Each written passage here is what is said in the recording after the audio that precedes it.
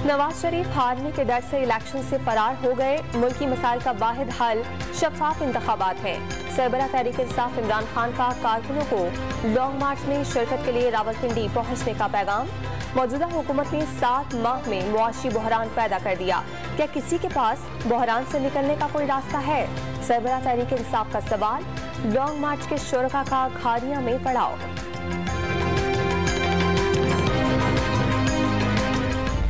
मुल्क के बालाई इलाकों में बर्फबारी का एक और स्पेल। गिलगित बल्तिस्तान के पहाड़ सफेदी से ढक गए।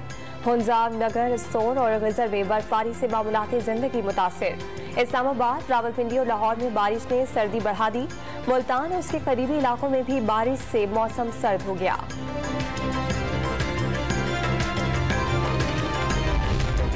वज़ीर आज़म शहबाज शरीफ आज लंदन से वतन वापस पहुंचेंगे। लंदन में बड़े भाई नवाज शरीफ से अहम मामलात पर मुशावरत। लीगी क़यादत क़ब्ल अज़ वक्त इलेक्शन न कराने पर डट गई।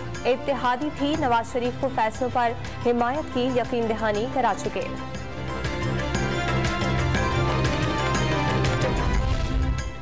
पाकिस्तान और IMF के दरमियान मुज़ाकरात के शेड्यूल में रद्दोबदल। गुज़िश्ता हफ्ते शुरू होने वाली बातचीत नवंबर के तीसरे हफ्ते तक मुलतवी। पाकिस्तान की जानिब से पेट्रोलियम मसनूआत पर सेल्स टैक्स को एडजस्ट करने का वादा पूरा करने और दीगर इक़दामात के बाद मुज़ाकरात दोबारा शुरू होंगे।